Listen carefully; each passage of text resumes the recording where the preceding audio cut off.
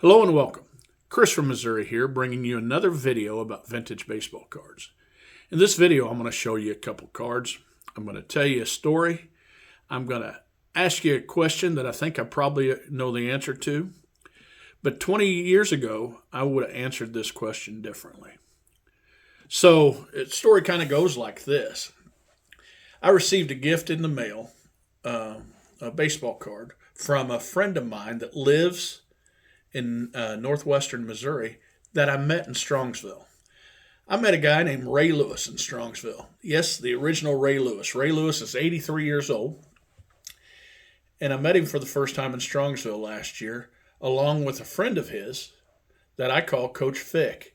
83 years old and 81 years old, and they were at Strongsville at various things, and they were having as much fun as two 10-year-old kids sitting on a front porch trading cards. They were having a blast. And he sent me a gift, and I'm going to show it to you here in a little bit. And so it made me ponder a thought. I called another buddy of mine named Ken. Now, I call him Ken from Carolina. Now, Ken sent me a gift a while back, and I was going to do a story on it. And I'm going to show you that gift first. I was going to do a story on it, but when I was talking to Ken this week, Ken was out in the garage restoring a 1976 Corvette. Now I'm pretty confident it was a 76 Corvette. That's neither here nor there. But he plans on restoring that Corvette, and he's going to turn it into a baseball card. He's going to trade or sell that Corvette and maybe turn it into a big card. He's 76 years old, and he's going to take a Corvette and trade it in for a card. That was great. Now, this gift that he sent me a while back, I was going to do a story about the 1985 drug scandal that involved a lot of Pittsburgh Pirates, even the Pirates mascot, along with a lot of Kansas City Royals. There were some Rookie of the Year, great baseball players, Rookie of the Year, Hall of Famers. And it crippled baseball for a while. It was everything. It was in the headlines all the time. That was a big storyline on all the channels, all the sports channels. And he, out of the blue, and I didn't tell this to anybody, but he sent me a card of Jerry Martin. Now, Jerry Martin's a Royal, and I'm pretty sure that's why he sent me this card. But he was also a Pirate and a Royal, and he was right smack in the middle of all the court procedures. And Ken was telling me the story. Matter of fact, here's Jerry Martin right here, the card. And on the back of it, this is a letter from Ken. Now, I've started doing this right now. I'm taping any extra stuff. If somebody gives me a card or something, so I can remember who it's from, I'm going to put that on the back, all right? This letter is going to mean something to somebody. I'm just temporarily holding these cards for somebody else. When somebody else goes through and sees this, they're going to say, why in the heck does he have this Jerry Martin card? Well, the provenance is written on the back of it, right? And then in this letter that he wrote me, Ken was explaining to me that he goes to the same gym as Jerry Martin and has got to know him a little bit better.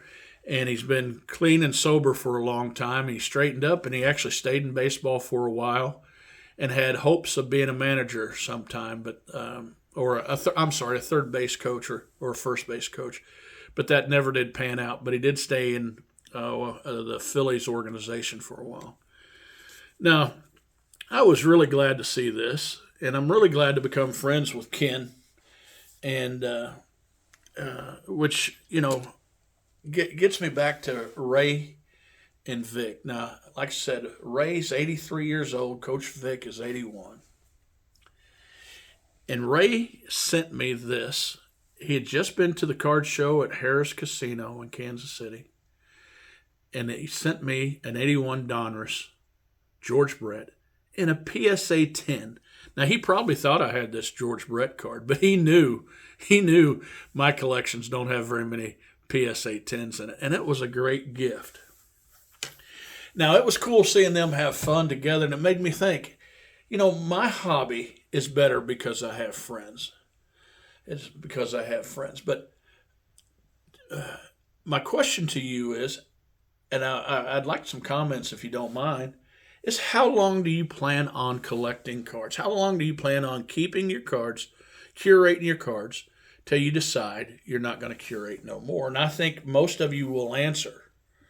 Most of you will answer, I'm going to do it until my health is good. And, you know, that's how I felt too. But I want to know if any of you are out there like I was.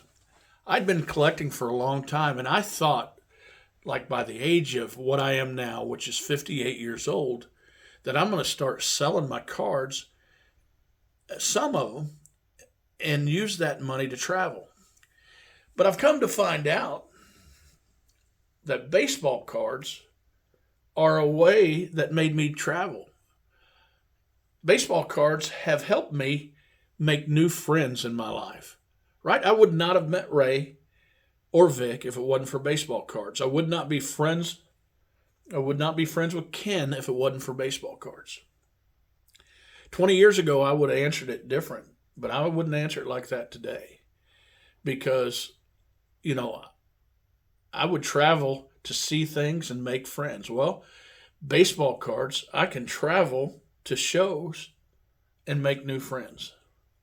Let me know what your answers are, and see if anybody's different on that. I'm curious to know, but I hope that my health is as good as those three guys when I'm 83 years old. Right? I hope that I'm working on a Corvette in my garage when I'm 76 years old. This hobby, the people that collect cards can be amazing people, and I'm having a blast doing content. Ray's not a content creator, Vic's not a content creator, and Ken's not a content creator, but they watch a lot of different videos.